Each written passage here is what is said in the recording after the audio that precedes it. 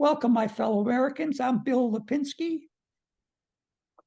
And I'm Ray Hanania, and this is Two Guys on Politics at twoguysonpolitics.com. This is season 2, episode 13. And, 13 is normally bad luck, but we could skip 13 and go to 14 and just pretend like no 13 exists, like a lot of buildings do, right? But we don't care. No, we don't care. We're not superstitious. No, and we're not going to woke. We're not going to woke the numbers. We're going to try to eliminate woke. Well, let's eliminate the woking of numbers, and we just pretend like 13 just doesn't exist anymore. We'll just go from 12 to 14, which, if you were educated in the Chicago public schools, you might think that 14 comes after 12, but you never know.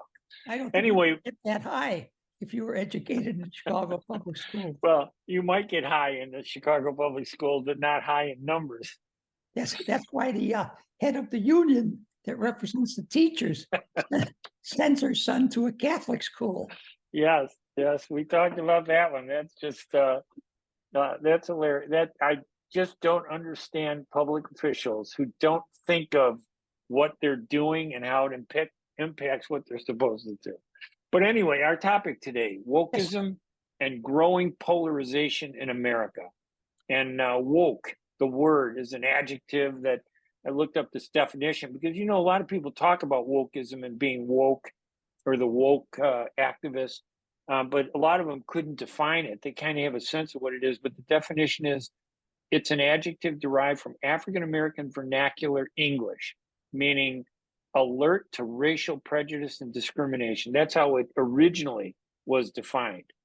But within the last decade, it came to encompass a broader awareness of social inequalities, quote unquote, racial prejudice, sexism, LGBTQ rights, and then political views, like getting rid of the Columbus statues, deciding what was right, changing the names of schools and streets because we no longer like Thomas Jefferson, or we don't like people who were heroes in this country, but who've been looked at in a different perspective by people who bring their own agenda, to the table.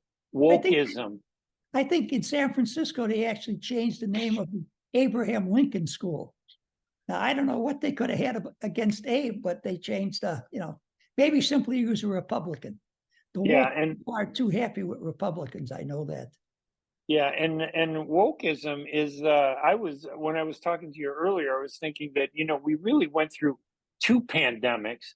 We're still in one. The first pandemic was the COVID pandemic, but we're stuck in the wokeism pandemic, and there doesn't seem to be a vaccine for that. It just seems you either are woke or you're not woke. Well, I'm not woke, and I don't think you're woke either. No, I don't think I am. And we were going to talk about how that's impacting the divide in our country, right? I mean, it's getting worse. There's no question about it. I think that the people on the elitists on the East Coast and the elitists on the West Coast are advocates of woke, but I think the rest of the country is anti-woke, and it's good reason it should be anti-woke. They're really trying to destroy everything that this country has stood for, all the good things that this country has done, and they like to picture this country as an evil place. No place on earth where people are freer, have more opportunity than the United States of America. Yeah, and I think that the term woke, instead of saying Republican Party and Democratic Party, we can say the woke party and the anti-woke party, and that they're extremists in each. They're extremists in the anti-woke and extremists in the woke party on both sides. No question about it. This is just a new way of describing our politics. But does it have an impact on our country? I mean, obviously our standing. It does have an impact on our standing and how the media writes about it. If you're conservative, right, or liberal, you're going to use woke and wokeism in a way that's going to help your agenda rather than getting to the truth. Well, somehow we have to try to get the the non-true believers in woke, those who are just going along, get them moved over to the middle, and get the middle moved over to with the middle of the woke people, so that we can have a strong, united middle front to try to throw off the wokeism on the left and the anti-wokeism on the right. Yeah, one of the things I wanted to talk about was the number of publications, books, magazines that are being produced by left-wing professors and by left-wing writers, rewriting the history of this country. Right. This country has done more for its citizens than any country in the history of the world. It has done more for mankind around the world than any country in the history of the world. We're not perfect. We never claimed to be perfect. We have claimed to be better than anybody else. And I believe we are better than anybody else. And I think no matter what you check, you'll come up with that. But these people who write these books and these magazine articles, anti-American, I believe that they have an agenda that is not an American agenda at all. I believe they are out to try to destroy this country. I believe those are the people who are very much interested in bringing socialism to this nation. Well, we don't have substantive discussions or debates anymore. What we have is name calling. Right. People don't address issues. I mean, you and I address issues.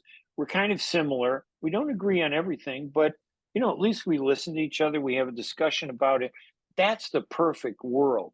And as far as this origins of woke, I mean, I'm not against the idea that that people should have been more aware about racial prejudice and discrimination. It exists in our country, but it exists in human nature. It's not about America being a part of being an American. It's a part of being a human being. People have prejudices. They like what they're familiar with. They dislike what they're not familiar with. If you look different than me, I'm going to treat you different. That's the way, human nature is. But we've taken it over the last few years to an extreme and I think woke just became the label to describe this new trend where we take something in our history and redefine it the way it benefits us politically. We don't like Columbus because he symbolized the racism. I don't mind having a debate and discussion about it, but I don't think it's right for people to tear down statues of Columbus, for example, and make the argument that, he was a tyrant and a murderer. Is there any society that hasn't engaged in violence? No. I don't think they all have, right? Absolutely. Some more than others. Well, I just feel that, I'm sorry, you go right ahead. I just missed my point. I can't remember what it was, but I'm sure it'll come back to me. I was woking you. I was woking you. I was bullying you with my wokeness. You woke me right out of my position there. I don't know what it is. That's what woking is all about. I want to woke you into just forget about it.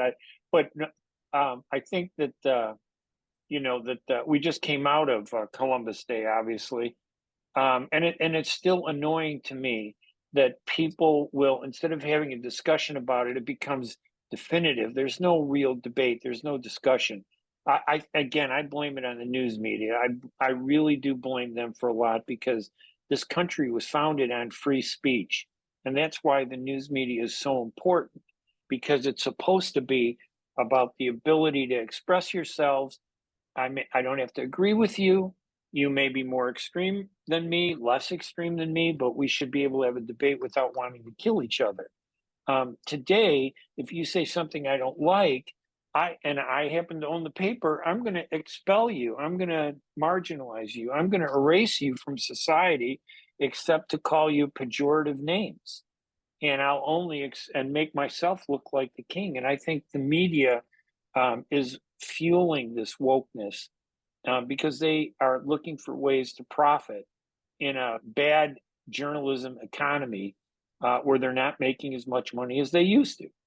Well, I agree with you on that. I think that the news media has really helped move this wokeism along, both those on the left and those on the right. We have to somehow get back to where newspapers, magazines, radio, television present true facts, okay? Not Yeah. with a political slant on it. Now, we can still have freedom of the press. There can still be an editorial page where, you know, the bias and the president of the people who own the publication or own the network want their point of view to be heard. That's fine. That's freedom of the press. But when you get to news articles, where the news articles are slanted, you know, either against Christopher Columbus or for Christopher Columbus, that is wrong, and that is hurting the people in this country. And unfortunately, so many of the people in this country just sit back and accept it. And they're going to keep accepting it until one day they're going to wake up and they're no longer going to have this American Democratic Republic that has been so successful for them and for the country itself since 1776. As I've said many times, even on this program, you know, I believe in the American people that they're smart enough to come to their own conclusions, that we should be able to hear everything, the good, the bad, and the ugly. Even, in my opinion, hate speech. Instead of censoring hate speech and getting it out of the discussion, we should know what it is. How do you know what hate speech is if you don't hear it? When we saw the Nazis protest in Marquette Park, it was a reminder of what was good, because they're bad. How do you define good if you can't define bad? So I think we have to have everything, and smart people, the way the Americans are, will look at everything and come to the right conclusion. The media doesn't believe that anymore. The media and this new woke environment that we're in believes that, no, they're not going to believe what I'm telling them. So I need to bully them into silence and then pound them with my beliefs in the hope that they're going to believe me.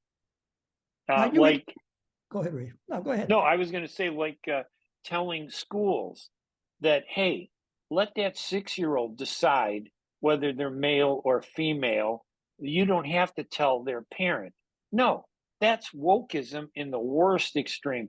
No, but the school should be educating my son or my daughter about the basics of math, English, how to be a part of a society, not to sit there and give them lectures on, oh, should you have sex at 6 years old? Or maybe you're not a boy, maybe you're a girl. There's certain things that belong to the family, and the parents should deal with that with their kids. Pregnancy, abortion, these are things, in my opinion, that families should decide on their own. It shouldn't be imposed on anybody, and there shouldn't be this lobbying to convince people that something is right or wrong. We shouldn't be doing that, but that's what they're doing. That's what wokeness is doing. Well, this gender identification, you know, a 6-year-old doesn't know if he's a boy or if he's a girl, quite truthfully, okay? You know, they look the same to one another. You have to get older, considerably older. And that subject should really be addressed by the family. Now, some families may not be, you know, functional enough to address it.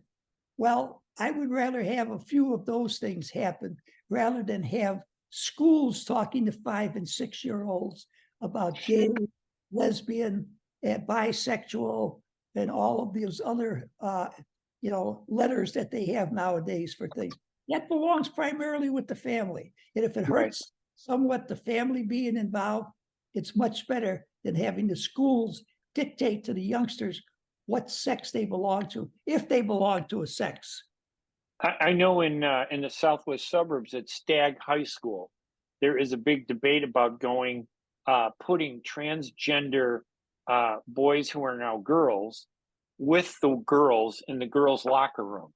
Now, if I knew this when I was a kid, I would have declared myself transgender just to get into the girls' locker room to meet them. I would have lied. But they, you know, fortunately, when I was a kid, they didn't allow us to do that. Now, in today's world, we've created this category of transgenders. Give them their own bathroom if you want. I don't care. I agree with you. Yeah, I mean, I'm not against accommodating people that have different whatever. We could do that. We pay taxes for all kinds of things now. But to take a transgender male who is now a female and putting that male, physical male person who is a female in the sports of the female, that male is going to be so much better at the sport. Absolutely. And we Absolutely. see it all the time. There's something wrong with that. So why don't more girls play football in the profession, the NFL? It's a whole different world. It's a physical difference between people. Absolutely. But to pretend like I'm discriminating against you by saying, well, boys are more physical than, in terms of rough and tough than women, I don't see that as being an act of discrimination. No, I I think that don't. that's an act of reality. And I have no problem creating a category in sports for transgender people. Fine, let Yes, them compete against themselves, but yes, not these boys that now say they're girls competing against girls. I mean, it's still going on. It has not been eliminated. And you can see any kind of event, swimming events, running events, gymnastic events. They're always dominated by these transsexual people because they should not be competing with women. right. And It's totally unfair. then also there's the politics of, they raise their political value. The gay movement has a very strong political voice, which God bless them. I mean, they, like Seinfeld says, hey, I'm not gay. I don't know if I'd want to be gay, but hey, there's nothing wrong. Not that I think there's anything wrong with them. It's fine. They can live their life any way they want. Don't impose it on me. Right. But allow me to comment about it. Allow them to comment about me in an understanding way. Tolerate me as a heterosexual. I'll tolerate you as a gay person, talking to somebody like that. But this idea, the best way to deal with all this stuff is to let it naturally come out the way we did. I think it was in the 70s or 80s. We were talking about the other day when we were at dinner with Bobby Rigg, and he was playing tennis with Billie Jean King. Right. Remember that big rivalry between the men and women, and it brought out these feelings of athletes. And let them come together, let them compete together as who they were. You Right. want to transgender versus women, transgender versus men? Go ahead. I don't care. Create your own team, create your own NFL, but don't mix and match because I don't want and at the young age, I don't think at that young age the school should be making the decisions for the parents. Let the I parents decide. When it comes to sex, when it comes to religion, that's a family issue. Let the families decide that. Yes, well, I just hope that more and more people will, be willing to think the way that you and I think about the situation. Fine, that's the way they are. I don't want to hurt them. I want them to have all the rights in this country that you and I have. I don't want them to have any additional rights, though. That wouldn't be fair to us. And I think in many cases, they're trying to be unfair to us because somehow they believe that we may have been persecuting them once upon a time. Well, I didn't know there was such a thing as a transgender person up until relatively recently. Right. I knew that there were men who liked men, and I knew that there were women who liked women. And my feeling was, I don't really like that lifestyle. I don't think it's a good lifestyle. But go right ahead. I'm And not that's going your choice. Yeah. to. But somehow they want to take the choice away from us and impose their beliefs. And I think that that's the beginning of imposing their political beliefs. You impose social beliefs, you impose lifestyle beliefs. Pretty soon you're going to be imposing political beliefs. Pretty soon Absolutely. you're going to be oppressing people who don't agree with you after you've spent your whole life saying you're against oppression. That's the hypocrisy of all this. Everybody should be treated fairly and equally. And it's hard when dealing with human beings. There's always going to be some level of prejudice. There's always going to be some level of racism. There's going to be some level of ethnic dislikes. We see that all the time. So, including our next topic, which has to do with our President Biden. I don't know Okay. if he's in a different category called awokeness. Is he awakened or awake? I'm not quite sure. And I know that sounds mean and cruel, but he is the president of the United States, and he really needs to be on the ball. And I don't believe he is. And I'm worried about him, and I think it's going to impact his election this next time. That's why I think he should get a new vice president, somebody that'll instill confidence that if something happens to him, the vice president is somebody they have confidence in that can lead this country. I don't believe Kamala Harris can do that. I don't like her. I don't like her views. And because of that, it's going to be very hard to support Biden. Well, for me. I understand that, but I say, by getting rid of her, you still got Joe possibly being reelected president. And, I have some problems with positions that she has taken, but I have problems with some positions that Joe has taken, some positions that he hasn't taken. I just think that he is not up to the job. And we have China, we have Russia, we have Iran, North Korea, and many of the other Arab countries that are now seen to be joining, at least economically, with that block of people. Yes, they are. A strong, intelligent, involved leader to manipulate all the way through those things, let alone try to take care of our domestic issues with this woke issue. That woke issue can make us weaker and weaker because it will divide us more and more and more. Yeah, I think that, again, Biden's weakness as a president has led us into these conflicts between Russia and Ukraine, and now Israel and Hamas. And I think it was his lack of leadership to prevent that. I think any of the prior presidents might have been able to prevent this from happening by seeing it right away. Nobody saw this. Why not? These were both important issues that we should have been aware of, and we were not. So it's disconcerting to me. And I'm not saying former President Trump would have been any better, no, I'm not either. At doing this. He may have made it worse for all I know, but he would have at least been aware of it and then maybe made a bad decision. Biden isn't making a good decision or a bad decision. He's reacting. He's not leading. He's not leading with a good decision. He's not leading with a bad decision. He's not leading, and that's terrible. Blinken is the one leading, and I think he's very biased in this whole conflict in the Middle East, and I don't think it's helping us. I think he's letting people define our policy, and it's going to impact and hurt us. The Arabs are turning to Russia and China now. We're seeing this. The people are flocking there, and you know what? When the masses go someplace, the leadership usually follows. Absolutely. And I think there's a risk of that, and we're not playing the ball game right. We're not using a bat. Now, I'm supportive of Israel in their position, but they got one mosque leader recently, but they also killed 50 apparently Palestinian, civilians. Civilians.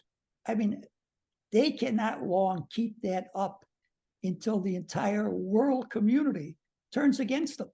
And that would be a terrible thing, because all you're going to have then, quite frankly, is Israel and the United States.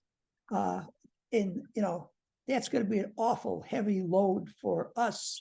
And we have to also remember we are involved in the forgotten war. There's a war going on between the Russians and the Ukrainians. But you try to find who is that? Who is that? Oh yeah, them. I remember them. About that war, okay?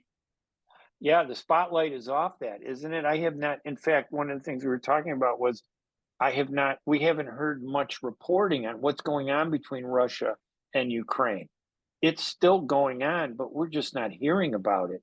That's right. We're still giving them money, but now it's shifted over to Israel and Hamas and the Palestinians. And I always like to point out that I'm not anti-Israel. I am anti-Israel's government. I criticize governments. I criticize the Bush administration. I've criticized the Obama administration. I've criticized the Trump administration. I certainly should be able to criticize the Israeli administration if I want to, just like I would criticize some Arab administrations too. So for me, it's politics, but the Israelis are very smart. They make it about people, makes it, and they're just better than the Arab world at public relations, messaging, perception. Perception is reality. And if you know how to control perception, you are controlling what looks like the reality for many people. And I think that's what we're seeing today. A lot of civilians are being killed there on the Arab side, but it doesn't seem like it's treated fairly. I think your comment was a very typical good one. As an American, you don't want to see any kids killed. And this week I wrote about this very topic with the Arab News newspaper, comparing the Israel-Hamas war to the American war in Vietnam, and how the American war in Vietnam, we were behind it 100%. When we believed it was a domino theory, the communists, they were going to take over the world. We had to stop them. And then we started seeing in 1969 the massacres at My Lai, the napalm girl, the civilian little girl that was drenched in napalm, suffering in a photo, the video of the South Vietnamese general who put the gun to the head of the handcuffed prisoner in front of a camera and shot him. These were abhorrent to Americans because they reflected something that we didn't believe we were at. It ended up changing our whole attitude toward the war, and we lost that war because of that failure to see what was actually going on. I think that's what's happening today. And I think in a year, people are going to look back at what's happening, and it's going to come back, and karma is not going to be very favorable to Israel. Well, that's very possible. I mean, I can understand Israel being very upset about what happened to them. Sure. That started this conflict. That was horrendous, no question about it. But you know, you can't kill that many innocent civilians without the world turning against you. And that's what they have to look out for. And I don't know that they are. I know that their invasion, was postponed. They had reasons for it, but they have finally moved into Gaza now with their tanks and with their troops. And I don't know what cautions they are taking to try to kill as few citizens as possible. And you can't say that the Palestinians brought this upon themselves. No, Hamas brought it upon themselves. There's no question about it. But I don't know. I don't know that much about Gaza. But can you tell me, is it really possible to wipe out Hamas in Gaza? You're talking about an ideology that feeds on anger, suffering, and emotion. The more suffering they pile on the Palestinians, and this has always been the undermining of peace. The extremists know, like remember when Rabin and Clinton and Arafat signed the peace accord, the extremists on both sides, did everything they could to impose violence to disrupt that. The extremists know that violence is their best friend. Violence is a big human cost, but violence allows them to remain relevant and gives them a chance to do what they want to do, which is to destroy the other side. The people in the middle who want peace, they get drawn into the emotion. But we get sucked in because of the politics, and to the point where, you mentioned that the Israeli tanks, those are actually American tanks. We're paying for them. And the Arab world is seeing this, and it's building a resentment against. What I don't like about this conflict is more and more people around the world are resenting us because they believe we're the reason why Israel can do what it does without accountability. We are giving them $14.7 billion, I think. I'm not even sure if it's 14 or 17. I think it's 14. But why are we giving them $14 billion? We have a lot of problems here in the United States. We have homeless people. 65% of them are veterans, American veterans. So that money should stay here. We should not be fueling this conflict. Well, Ray, how much are we giving Ukraine? Is that $40 billion that more I than was 30. okay with 40 billion to Ukraine when I thought it was just versus Russia. But I'm going to tell you, see, that's had an impact. It's made me really think of maybe I was wrong. Maybe I'm wrong to think that that we should have interfered between the Russia-Ukraine conflict. And now I'm wondering, are we doing the right thing there? There are two, it seems like the United States has two policies. One for Russia, they invaded Ukraine and we need to stop them. But a different one for Israel, Israel invaded Gaza and it's okay. Let's give them money to continue the invasion. So there's a conflict there, and I think it really hurts. It's hurting us abroad and our image. And when you take all this polarization, you take the weakness of the Biden administration, I think it really hurts us overall. I hope the conflict ends, both of them. Well, I hope both of them end fast, but I do have to say to you that I believe that the Jewish state was provoked by what Hamas did when they invaded, Yes, Egyptian territory. So, I believe that Israel was entitled to do what they're doing to go after, Hamas, wipe them out if possible. I'm all for that. But I'm concerned about them not being cautious about killing civilians, because more and more I see nations of the world turning against Israel and turning against their great protector, the United States of America. And that bothers me. And we're having the aid package that the House wants to pass is an aid package just for Israel. right. The Republicans, the Democrats can agree upon that. They can't agree at the present time about the money for the border, money for Taiwan, money for Ukraine. That's not helping our position at all. The new Speaker of the House says he's for money for Ukraine, he's for money for Israel, he's for money for Taiwan, but he wants it all done in separate bills. Now, the Biden administration and the Democrats in the Senate are for putting this all into one bill and to pass it. I don't see any difference between passing one big bill in all these individual bills, because passing the individual bills will give the Republicans in the House of Representatives, who are no longer supportive in reality of the Ukrainian position against the Russians, primarily because they keep asking for, where has the money gone? Who has received the money? We've given them so much money, there's no accountability there. I can understand them asking for it. If I was in the House of Representatives, I would vote for additional money for Ukraine, but I certainly would like to see an accountability for it before I had to cast that vote. And the only thing I would say about that is that there's something called the rule of law, which every democracy, when you're a country and you believe in laws, you don't just collectively attack a target to get at somebody. You use your assets as a country, you use the law, you use your intelligence to find out who those people were and punish them. I'm not against punishing people who commit crimes, whether they're Arab or Israeli.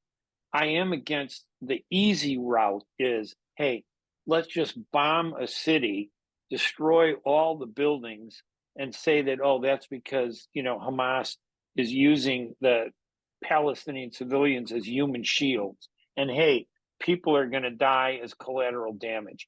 That's what hurt us in Vietnam.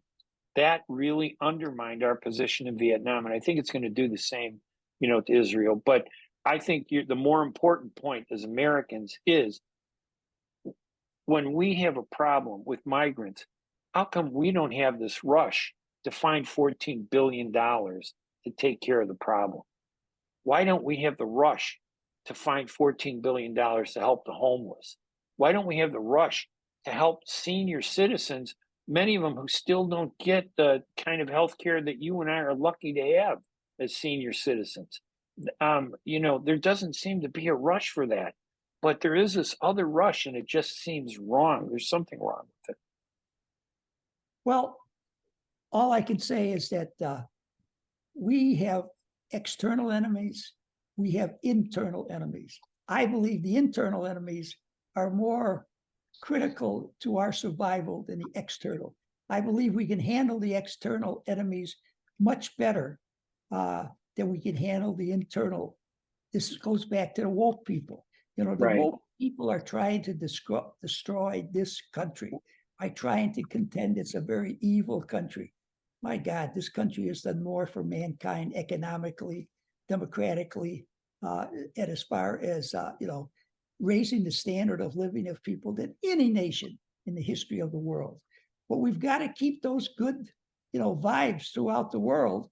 And I think it is time for us to really lean on the Israelis, to stop the invasion where it is. I don't want to, no ceasefire, but make sure they progress now strictly after the people who did the damage to their people, at the beginning of this terrible conflict. There must be some way that they can single them out as much as possible and eliminate killing as few as possible civilians. Because I believe that the Palestinians are held hostage by these radical organizations, and these radical organizations, use them. They were refusing to I understand if it was true, they were refusing to allow the Palestinian people to move out of the north, get into the south, where the Israelis were not planning on attacking at the present time. I don't know. Is that true? That's what was reported in the American newspapers, about the fact that the Hamas was stopping these people from getting out of the war zone. Well, I don't agree with it, but and I'm not saying you're wrong. What I am saying is we're not getting the complete story. We're getting one side of the story in this country. It's hard to know what the truth is. Well, that's what you're next on the Middle East. That's what I'm asking you. You know that these no, they're not. They're not telling people not to leave. They're telling people that there's no place to leave to. The Israelis say, hey, they call a building and say, we're going to bomb your building. You got 3 minutes to get out of there. And then they bomb everything around the building. Where are you going to go? And then when they bomb the building, what do? This was the problem in Vietnam. We bombed cities. We bombed villages. We killed a lot of civilians because it was hard to get to the Viet Cong. They assimilated into society because they were not a formal military in the beginning, the way we are a government and a formal military. They were, a militia, and they were a military, not the same kind of force as we were. So I understand the Israeli challenge of going after justice, but that would be like saying to the police, hey, the guy over there killed somebody. Oh, why don't we just take out the house? No, there was moral responsibility on us as a democracy is find the guy or woman or whoever it was that did the act and get that person, even if it takes us a day, a month, half a year. Justice done right is justice served. But when you just look at the way this country finally got Osama bin Laden, they got him.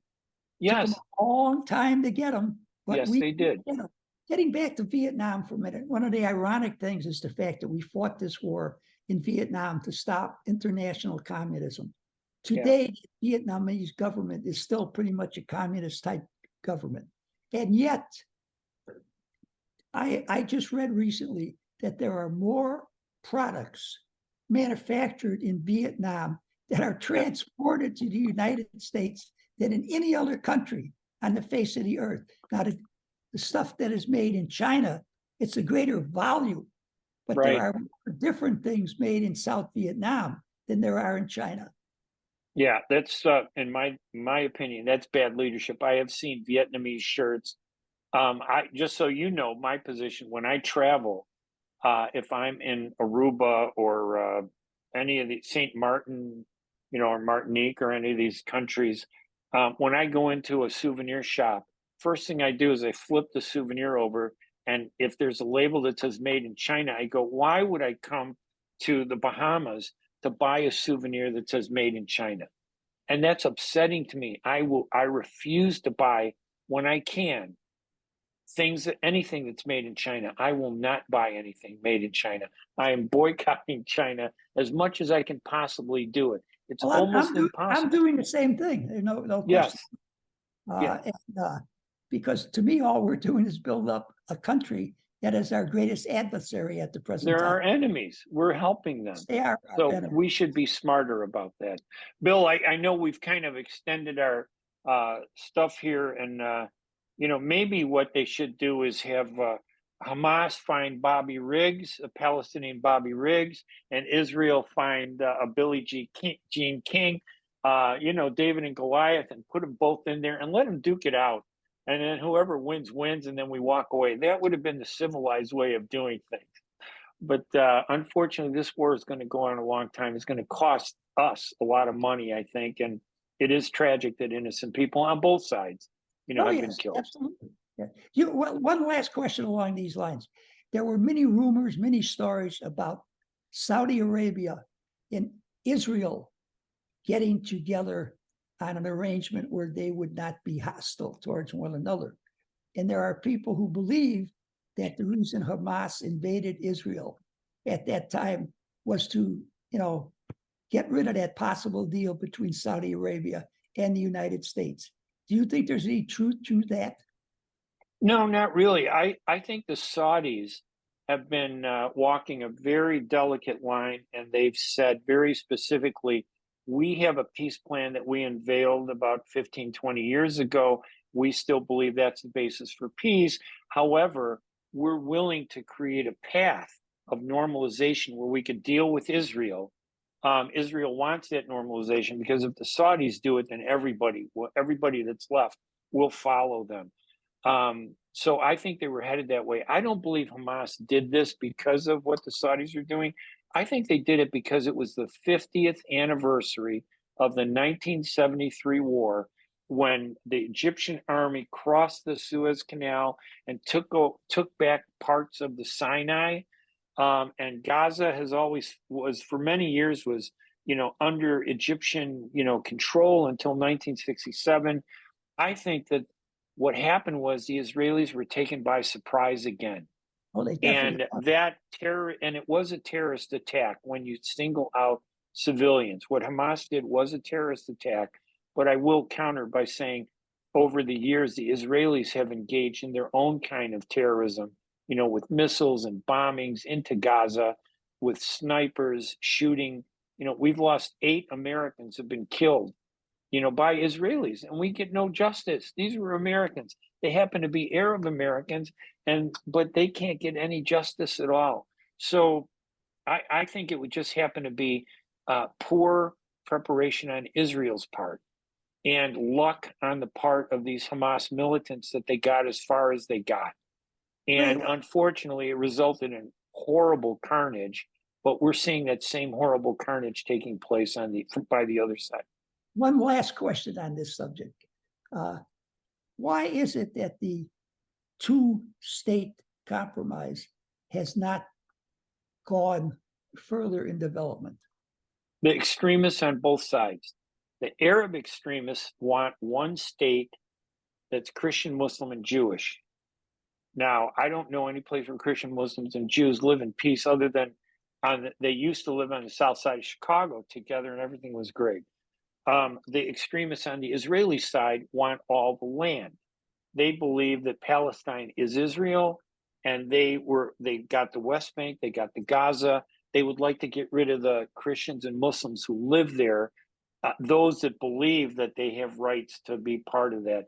So you have these two extremists embracing these extremist views, and it's hard to get past them when the majority of people on both sides believe that the extremists are the right options.